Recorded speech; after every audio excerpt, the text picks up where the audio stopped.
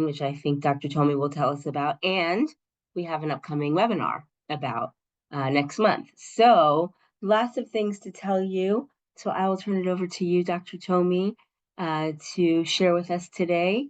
And everybody pay attention, 99% to Dr. Tomei and 1% to the chat, because I'm going to put some links in there that I think you'll find useful after our program is over today. So thank you, Dr. Tomei, all yours.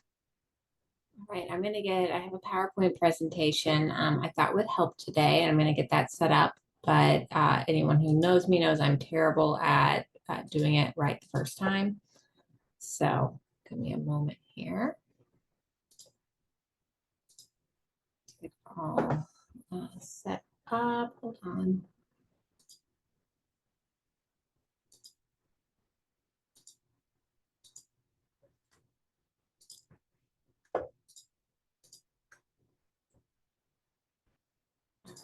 This should be correct. Are you guys seeing the actual slide? All right. So I got invited today. I've talked a couple times about our Down syndrome and brain health program that we have at the Alzheimer's Disease Research Center. But one thing that's kind of come up is from families that they've asked for more information on why people with Down syndrome tend to get Alzheimer's disease. So we thought we'd spend some time today talking about that, talking about the connection and kind of why some of the clinics and the research trials we're doing at KUMC are so important. So I'm going to kind of jump right into it. And I know everyone kind of has a little bit different background on how much you know about Alzheimer's already. So I try to kind of keep this middle level here. But if you ever are interested in more details about any of these things, or if anything's confusing at all, please reach out and we can provide you both a higher level and lower level detailed information, because there's a lot of stuff going on with Alzheimer's and sometimes it's kind of hard to sum right up. Also, I don't know why, but lately, whenever I've been giving PowerPoints, my slides tend to just kind of do their own thing. So I'm going to try to keep that from happening. But if they start skipping around, that's why. And I promise I'll go back. So what do we know? Alzheimer's disease, most people on this call know, it's a progressive neurological condition and it affects the brain and can cause changes in memory and thinking. And these changes in memory and thinking is what's known as dementia, or what we kind of call as clinical dementia. So it's the clinical signs that you typically see related to Alzheimer's disease. And the big thing that we think is related in driving and causing Alzheimer's disease, and not just the Down syndrome population, but all populations, are these amyloid plaques and tau tangles. So there's these abnormal structures in the brain that kind of get stuck in the brain and cause all sorts of changes in our thinking, our memory, and our motor skills. And so I always kind of like to reference this when we think about heart disease. For example, we know that if we get a lot of cholesterol and bad buildup plaque in our arteries, that can lead to big clots, and then that causes heart disease problems. Well, this is almost kind of like the same for the brain, that this amyloid plaque kind of builds up in the brain and then causes all these kind of downstream issues.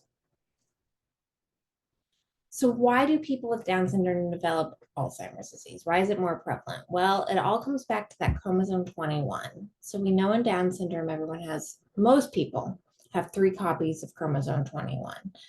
And while chromosome 21 does a lot of things, one of the really special things it does is it has the gene called APP on it, or amyloid precursor protein.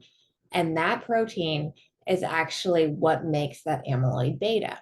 So when we have 3 copies of chromosome 21, we're getting 3 copies of this amyloid precursor protein, and we're basically ramping up and overproducing the amyloid beta. Now, along with that, there's a lot of other things happening with chromosome 21, but it also causes a lot of inflammation. And what we've noticed is that when you combine inflammation with a buildup of amyloid beta, it basically just ramps up production. So now not only are we creating way too much amyloid beta, we're creating it like very quickly because of the amount of inflammation also caused by chromosome 21. So basically, we've become very efficient that we're making a lot and we're making it quickly. So what does that do? So we have this extra copy of that APP. That means we're making more of this amyloid protein. And then we're kind of all these amyloid proteins in form and kind of cause these clumps the clumps get in the brain, and then that's what's causing Alzheimer's disease and all the also typically the related clinical dementia. So what is the risk of developing Alzheimer's in people with Down syndrome? So we actually know now that every single person with full trisomy 21 will develop the amyloid clumps and the tau tangles in their brain by the time around the time they turn 40. So this is new research. Even the Alzheimer's Association is coming out and basically kind of saying when you have Down syndrome, we know that you're going to develop way too much amyloid beta. There's not a whole lot we think we can do about it right now. But what's really interesting is that they're finding that so far about 80 to 90% of people will also then later on develop those changes to thinking and memory called clinical dementia. But not everyone does. And it seems like it's very variable on who does. So this is actually kind of good news. It means that it might be modifiable. So there might be some things we can do to prevent clinical dementia, even in the presence of having way too much amyloid. Now, when does this all start happening? So typically we see that amyloid buildup kind of start even some of the research has gone down to the teenage years, but definitely in your 20s and 30s. But you don't really start to see the clinical changes, so the changes in memory and thinking, until someone's kind of reaches about 40 years of age. And again, this is variable. Sometimes it's earlier, sometimes it's later, but typically, we're not going to see someone 20 years old with clinical dementia, even though they might have some of that amyloid beta in their brain. So when I'm talking about thinking and memory problems, what are we talking about? So a lot of the same signs that we see in traditional Alzheimer's disease and traditional dementia, we also see in dementia related to Down syndrome. So we see forgetfulness, social withdrawal, disorientation, loss of daily living skills, changes in personality, development of seizures, change in sleep pattern, weight change, where actually a lot of new research has shown people start losing a lot of weight right before developing clinical dementia, some aggressive behavior and loss of speech. And, some of these are co-occur already with Down syndrome. And so it can be really hard to diagnose, what's Down syndrome, also what's regression versus what's Alzheimer's. And so that's kind of one of the things that they're really working on, creating a lot of really nice standard testing now, and training a lot more practitioners so we can better diagnose it. But a lot of these problems can be really hard for the person with Down syndrome as well as their caregivers. A lot of individuals are still living at home or have care at least from a parent, and a lot of times the parents are aging too, in their 80s, right around the same time that their loved one or their child is starting to develop this too, and so it can be really hard. So what can we do about this? Can it be prevented? And so this is kind of nice when you look at it. Alzheimer's can be really complicated because there's different things we're talking about. We're talking about pathology of it, which is what I talked about when you have that amyloid beta and those tau tangles and whether you have enough of them in your brain. But then you also have the clinical presentation, which is the clinical dementia or the changes in thinking. And so there's different things. Typically, when you're looking at, when do you prevent? So prevent means like stopping the disease from ever happening versus treating. So we know a lot of times that window for prevention is going to be kind of like in that first 40 years of life, maybe 45 years of life. It's basically trying to hopefully stop someone who, even though they have that amyloid beta and those tau buildups in there, kind of stopping them from rolling into that clinical status of MCI or later AD. And then we can also focus on treatment. So what happens if you already have amyloid buildup and you are starting to see changes in dementia? Is there anything we can do? So we're still learning a lot of this in Down syndrome, but I can kind of talk a little bit about what's going on in the general population and then how we're trying to apply some of that knowledge in individuals with Down syndrome. So what we know right now is that prevention, so really stopping this altogether, it needs to start early. I know a lot of people have the mindset, even, Alzheimer's, like thinking about that, that's so far away. I have all these other things going on right now. I'm not really worried about that. I can worry about that when I'm older. But the research is actually showing that kind of first 40 years in life is probably the most critical in setting up healthy habits. A really nice new big important paper was published just a couple months ago and actually found that in the general population, 45% of all cases of Alzheimer's dementia are preventable and modifiable, meaning, about half of them we can't really stop. It's related to genetics, it's related to different things, but another half we could actually maybe prevent by following just simple things. And a lot of that is just healthy lifestyle. And so they found like looking after your heart and making sure your cholesterol is in a good range is really important. Being physically active and getting a lot of exercise, following a healthy diet, controlling your weight, which also then makes sure you're controlling your blood sugar, keeping your brain challenged and doing different brain games, and actually being social and having a social outlet and social activities shown to be good too. So we think some of these things, there's some new research coming out that we, I think, may also apply to people in Down syndrome. But again, a lot of this has to be done early to really try to prevent that changeover. So even with that amyloid beta buildup, to kind of change it from going to that clinical dementia. Right. Now, talking about treatment. So, what happens, if it's a little later in life? What can we do? And so, we're still learning a lot of this. So, I think if anyone has come to these ADRC weekly webinars before, the FDA has approved a couple new medications. That might help remove amyloid beta plaque from the brain in people who are starting to experience cognitive decline. And those haven't been tested in Down syndrome yet, but it's on the way, which we can talk about in a minute. But we're still trying to learn a couple of things, like, are there treatment trials? Is there anything that can be done? And so we know in the most part, Alzheimer's disease is the same in people with Down syndrome. So we can hope a lot of the same things that work in the general population will work on this. But there are some differences, the way it develops and when it develops. And because of that, unless these treatments are tested specifically in individuals with Down syndrome, we don't know whether these differences will affect how well the treatments work. So currently, treatments approved for Alzheimer's disease, so donanemab is one of the big ones, have not been tested in people with Down syndrome. So, we're hoping maybe some of these treatments will work, but we have to do research. And so that's kind of opening up to where we're going now. So lots of work still needs to be done, and researchers really need to learn more still about what causes Alzheimer's in people with Down syndrome, especially what are these modifiable factors? What can we maybe do to prevent someone from developing that clinical or that cognitive decline? We're also trying to learn if, living a healthier life when you're young can prevent these changes in memory and thinking. And we also want to learn if these drugs that work to treat Alzheimer's in people without Down syndrome will work in people with. So I'm kind of going to go through some of the research we're offering, and then also talking about, some of it can kind of sound scary. And so talking a little through like what some of the things are, what to be considered if you or, someone you love or know is maybe interested in one of these trials. So the first thing I said is we need to learn more about Alzheimer's disease and in general. And so we are part of the Alzheimer Biomarker Consortium for Down syndrome.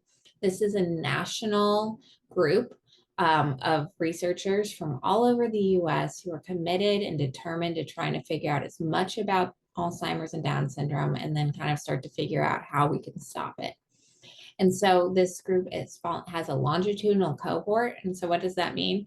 It's just where you come in for study visits every 16 months, and they just kind of look at it. They measure how you're thinking. They look at different pictures of your brain, and they do a blood draw to get some data about your health there. And you just get followed every 16 months, and you start to learn over time. When they compile all that data together, we can learn really interesting things about, when changes are occurring, how they're different than the non-Down syndrome population. And then that starts figuring out, okay, how can we intervene? What can we do to stop this?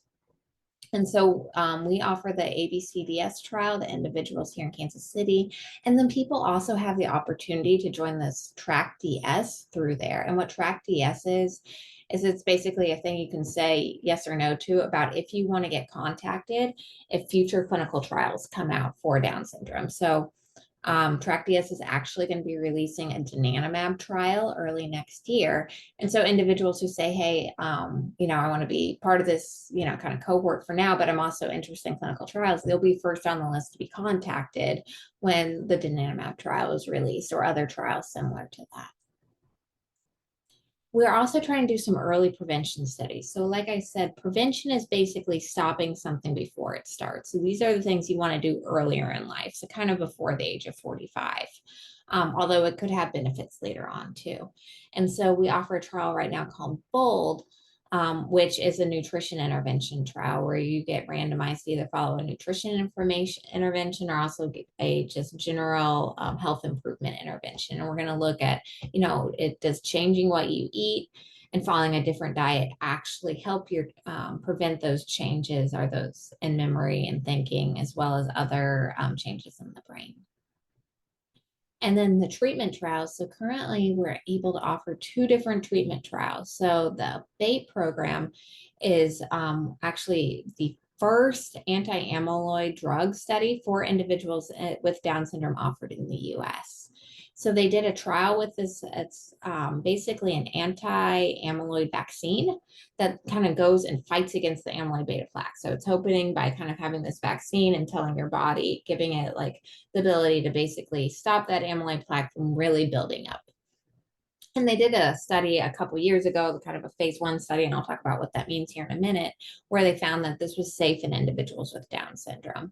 And so now they're kind of opening up to actually see, does it work and at what dose it works. And so they're recruiting people all over the US as well as in the UK, as well as in Europe. And we're happy to be one of the sites here.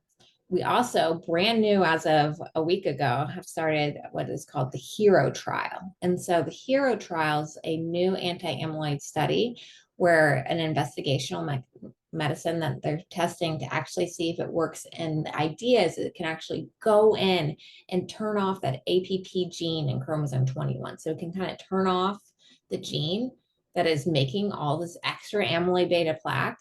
So then hopefully we stop making it.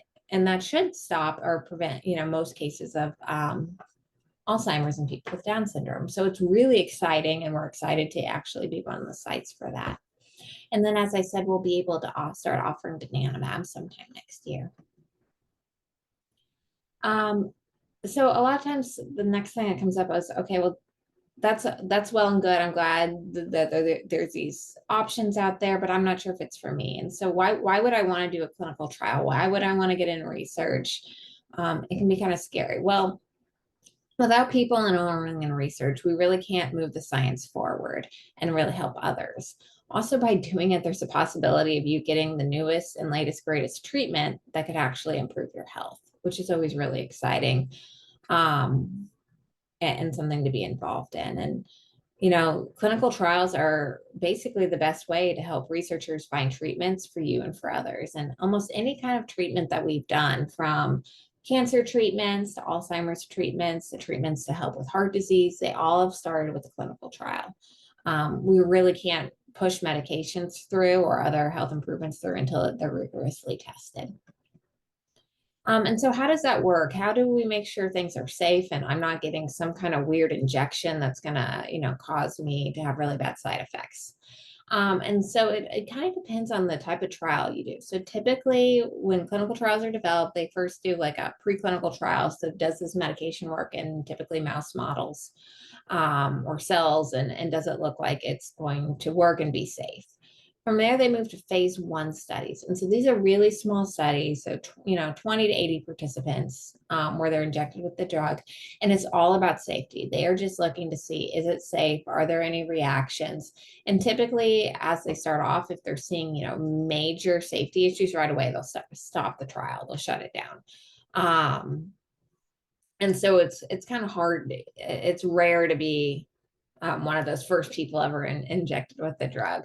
From there, they moved to phase 2 trials where, again, they're a little bit smaller studies we know now that the drug's probably safe, but we're looking at continued safety. And now we're starting to look and see, does it work? Does it do anything?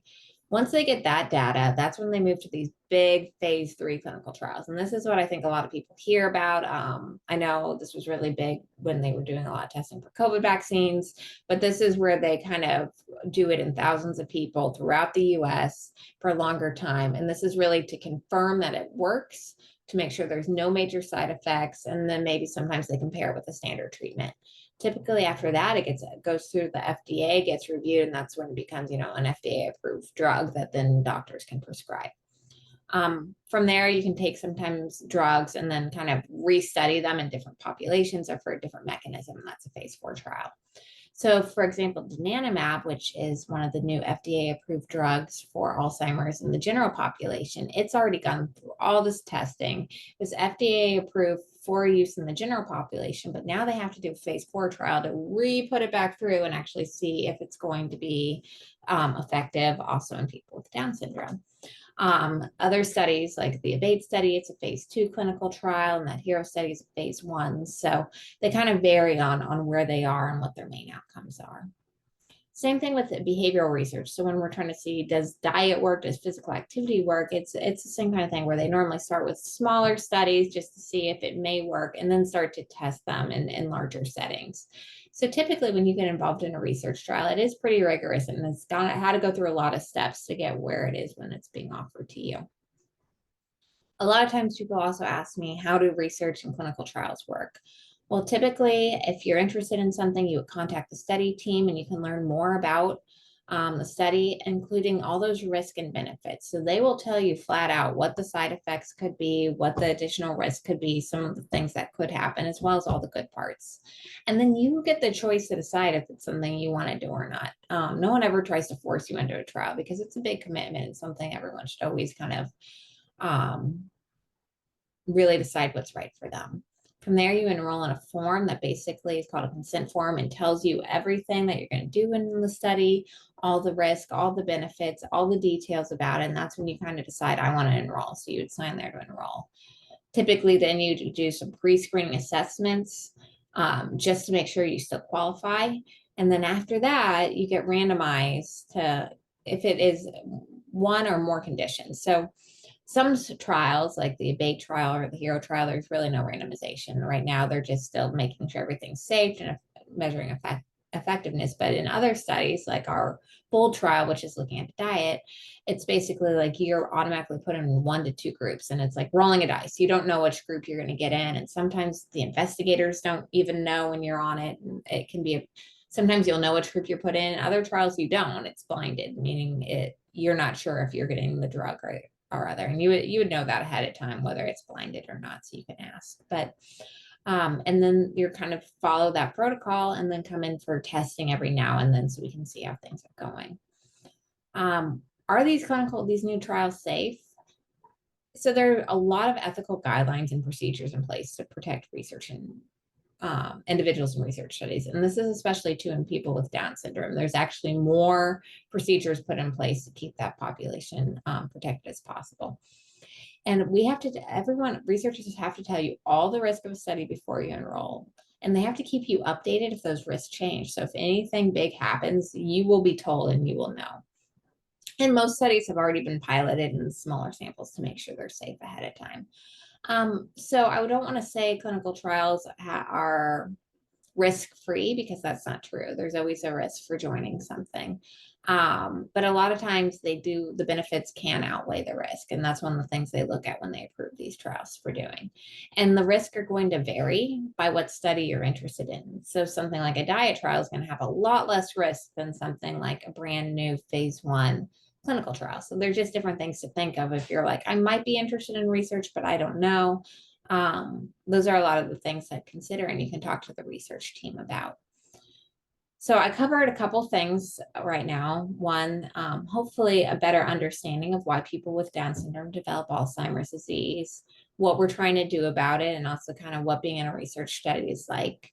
I would invite anyone who's interested, who has a loved one with Down syndrome, or if you have Down syndrome yourself, you can go check out our website, and it offers all of our We offer a lot more than just our research studies. We have community-led fitness programs. We have caregiver support groups. We also just offer a weekly or a quarterly newsletter that provides information around healthy lifestyles for people with intellectual disabilities and Down syndrome. So we have a lot of opportunities. And if you're interested in anything, you can go to our brand new website, just highlighting on there. And I'm sure Kelly will put a link in there and check it out and see what we have to offer. So with that, I would like to turn it over and take any questions anyone might have, especially for some of you in the past who've come on these and been the ones asking about the connection between Down syndrome and Alzheimer's and whether this helped or if you want more information. Thank you, Dr. Tomei. I am putting the link for the website in the chat again for anyone who might have joined us after I already posted it the first time. So here it comes. There it is. And I will put the link to join my alliance to receive the Down syndrome newsletter. That's coming in just a moment. I'll put that link in the chat.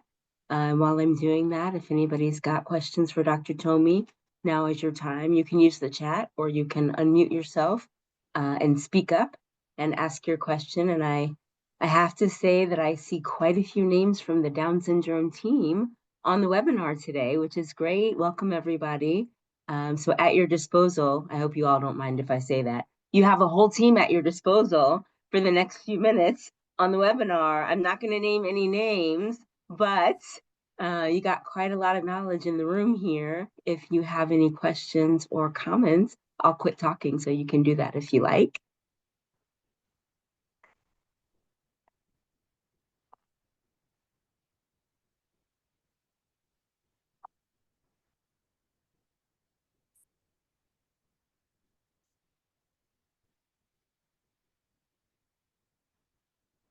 Okay, so I've just put in the chat the link for our My Alliance newsletters. If you're interested in getting the quarterly Down syndrome newsletter, you can go to joinmyalliance.com and select the option for the Down syndrome newsletter.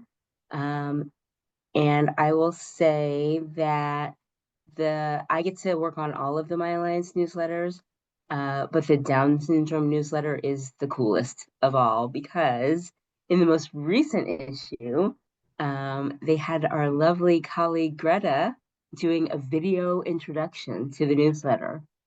I mean, it's really fantastic because there's Greta telling you all the cool things about the newsletter and things to pay attention to. And then the information within the newsletter is really helpful. And there's, I believe, a word search puzzle and some recipes and all kinds of cool stuff.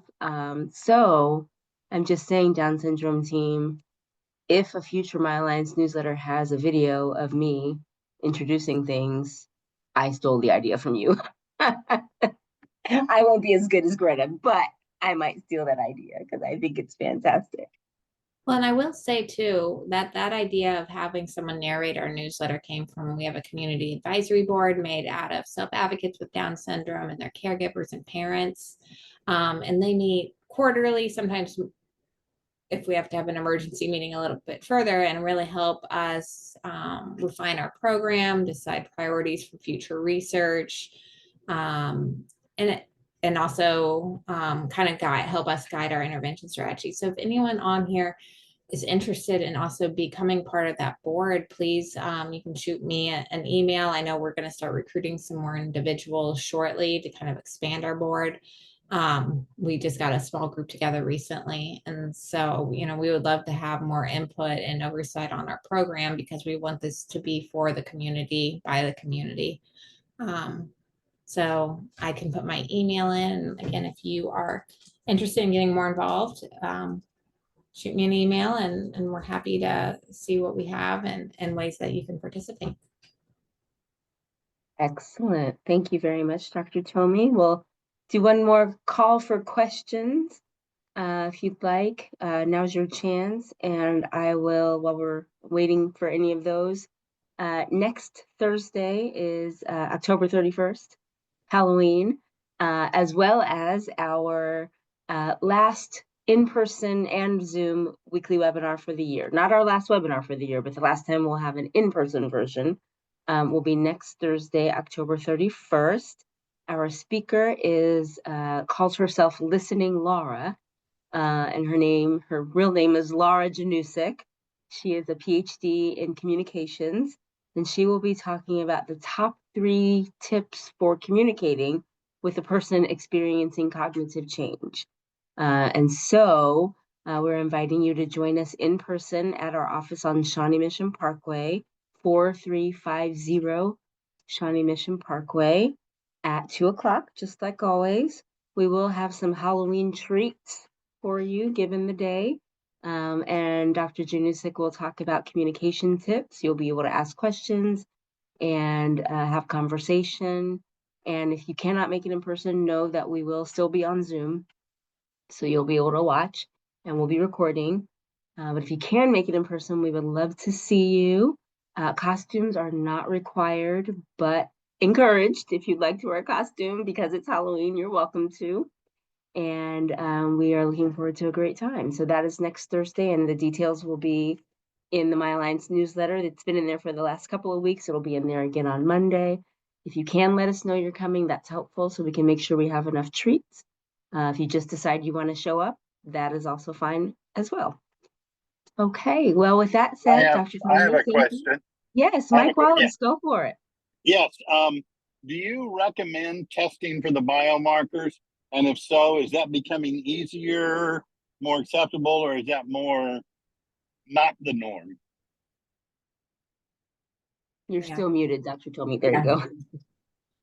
Yeah, so biomarker development there's been a lot of work in this in the last couple of years, and we're actually hopefully starting to get to a place, especially in the next year or so, with some new data coming out where we can do a lot with plasma biomarkers, so a simple blood draw, and we can actually be able to hopefully have cut points kind of related to what level those mean. So for a long time, we didn't really know if, amyloid beta level and the general population corresponded to the same Down syndrome population. But a lot of that work's happening right now. And what they're finding is there's a couple of them right now that they know are going to kind of be tied to cognition, and we're hoping some more will come.